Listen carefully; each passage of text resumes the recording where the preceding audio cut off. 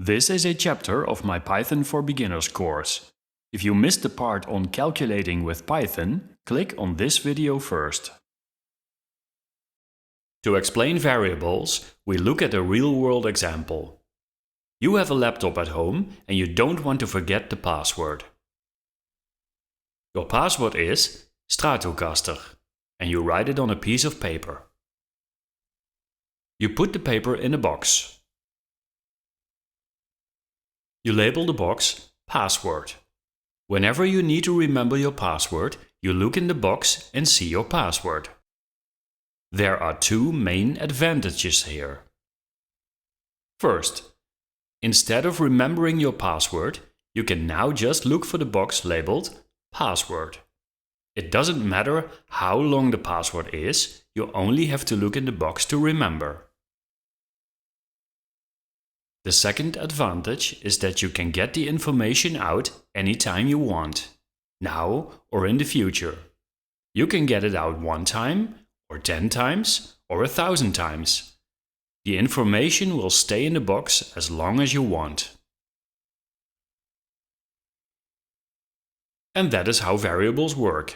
They store a value and label it with a name. And what is that name?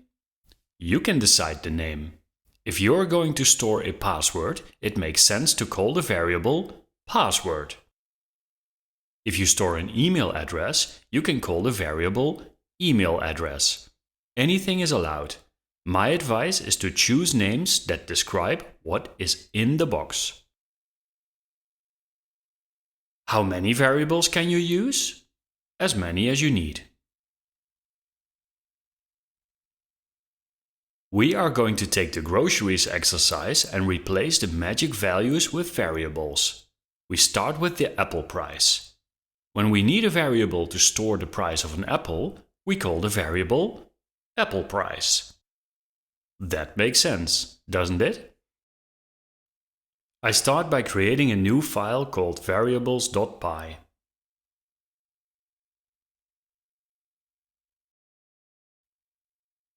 I type the calculation from the last exercise.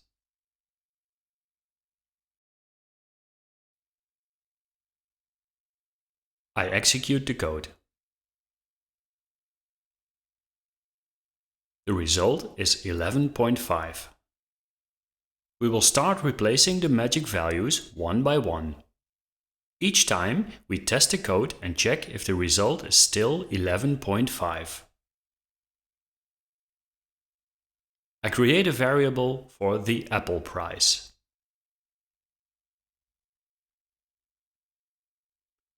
Now I replace 1.25 in the calculation with the variable.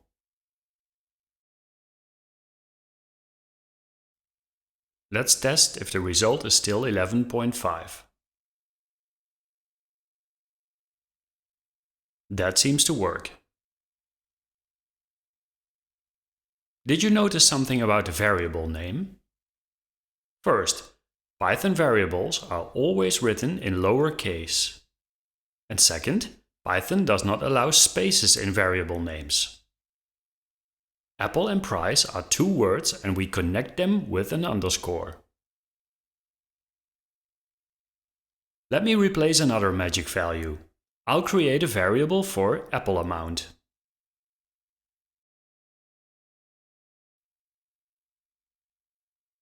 And replace the value 4 in the calculation. Let's test if the result is still 11.5. 11.5. As long as the result is the same, we can be reasonably sure we made no mistakes. Look at the calculation. 2 of the magic numbers have been replaced with variables, and there can be no mistake what they mean. You have learned something new. Writing a variable name and setting it to a value is called an assignment. You assign a value to a variable name. Remember, there are 2 rules when choosing a variable name. 1. All characters should be lowercase. 2. Spaces are not allowed. Instead, use underscores.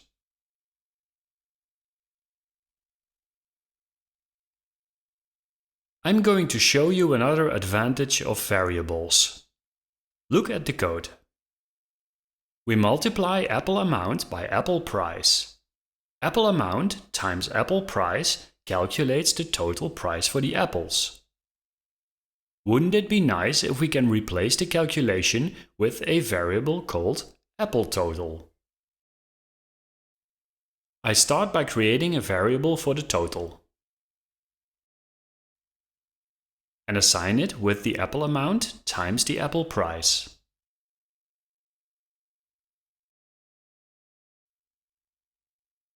Then I replace the apple calculation with the apple total.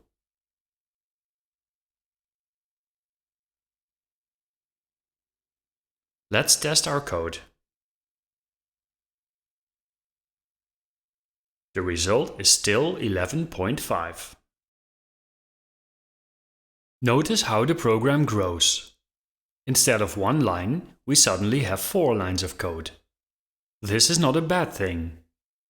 We have split up a complex calculation into multiple steps. There are no rules regarding the amount of lines of code. Some programmers like to put everything on one line, and others prefer to split up the code into simple steps. You will develop a style for this. Your style.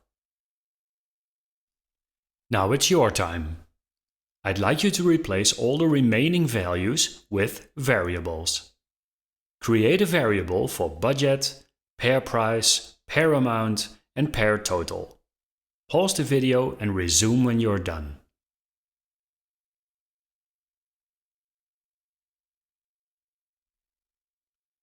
And here is the solution.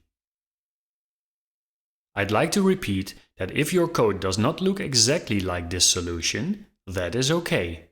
There are usually more ways to get to the same result. Let me also implement the solution. I create a variable for pair price and pair amount.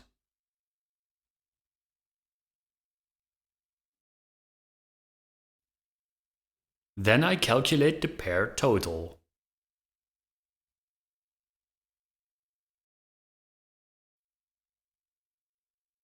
I create a variable for budget. And now I replace all the values with the variables.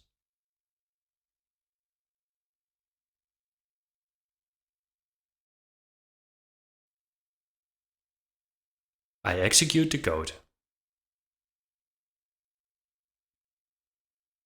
And the result is still 11.5. The code is much longer now. Is it a good thing to create a variable for every value? Let's do an experiment. Drop the apple price to 1.15 and buy 3 pairs. Then execute your code. Pause the video and resume when you're finished.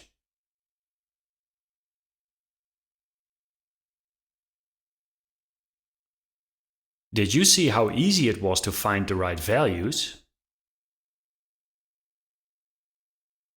Oh, one more thing.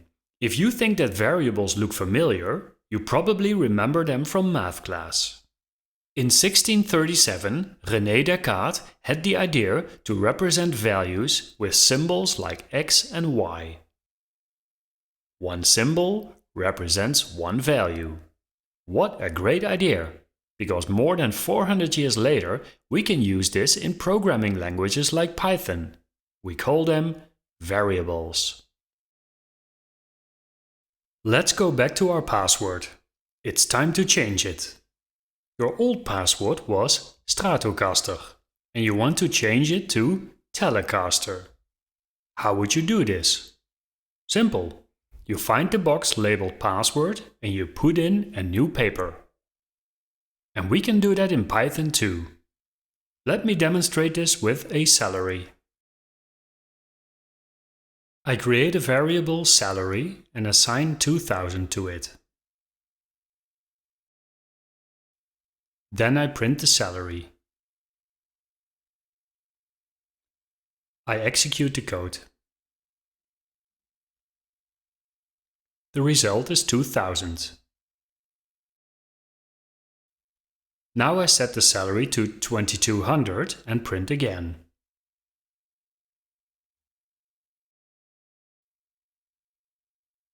I execute the code. The result shows the updated salary. One of the questions I get during this training is, but why would I set it to 2000 and immediately to 2200? And that is a good question. In reality, that would not make much sense. This example is only here to show that it is possible to change the value of variables. And in future examples, we are going to use this possibility. Variables that can be changed are called mutable variables. In Python, all variables are mutable. Let's change our example a bit. Raising the salary from 2000 to 2200 is a 10% raise. Let's use Python to calculate the raise. Instead of assigning 2200 to the salary, I set it to 2000 times 1.1. I mean, why calculate the raise ourselves when we can calculate in Python? I execute the code. That works. Notice that the result is a decimal. If we multiply a number by a decimal, the result is always a decimal. Our code shows the number 2000 twice. If the salary changes, we must change it in two places. Let me show you what can go wrong here. In line 1, I start with the salary of 2400. In line 4, I raise the salary, but the result will be lower than the salary I started with. Let me show you the result. I raise the salary, but it ends up lower than the salary I started with. I don't know about you, but I think that is a mistake. To fix the problem, we can change the second salary to 2400 like this. But that would not prevent this problem in the future. There is an easy way to solve this problem in the code. But it might look strange if you see it for the first time. Do you remember that variables represent their values? That means that in line 4, you can replace the number 2400 with the variable salary. This tells Python, take the old salary, multiply by 1.1, calculate the result, and store it back into the variable. If this sounds confusing, don't worry. That just means that your brain is trying to understand something that is not intuitive to most of us. I promise that by the end of this training, you have practiced this so often you won't even have to think about it. Let me execute the code to show you that this works. We now see that the raised salary is correct.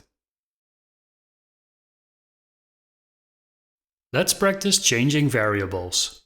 In this exercise, you are going to take a restaurant bill that calculates the total of all food you ordered. You will start with a variable called total. You assign the value 0 to it and add food items one by one. Finally, you add 7% tax and print the total. Fill out the missing code to calculate the total. Pause the video and resume when you're done.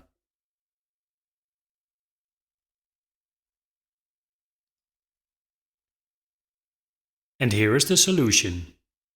Let me also type this exercise.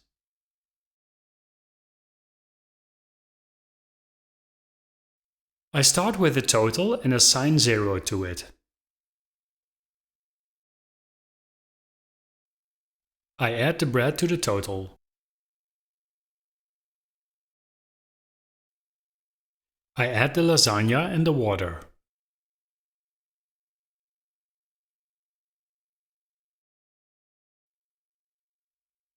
I add 7% tax. To do this, I multiply the total by 1.07.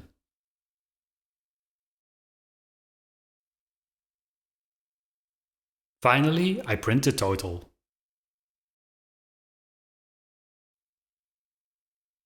I execute the code. You have probably noticed that the result has many decimals. Why is that?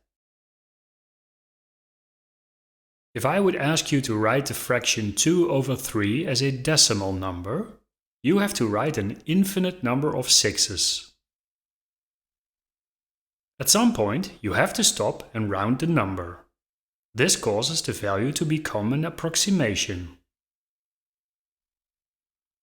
Something similar happens in the computer. The computer takes your decimal number and converts it to a binary number. Now your calculation is done with zeros and ones. But the same problem occurs. At some point, the computer has to approximate a value. When the binary value is converted back to a decimal, you will see the approximation. If you work with money, this can be a problem, and Python has a solution for this. But it would take us too far off topic. For us in this training, approximated numbers are not a problem because Python can round them. You have seen how to create variables for numbers and how to calculate with them. Perhaps you remember that a number is a data type. Python has more data types, and one of them is a string. A string is a piece of text and can be a character, a word, or a complete sentence. Let's create a string variable that holds the name of a person. String variables have a value surrounded by quotes. The quotes tell Python this is not a number but a string. I'll print the value and execute the code.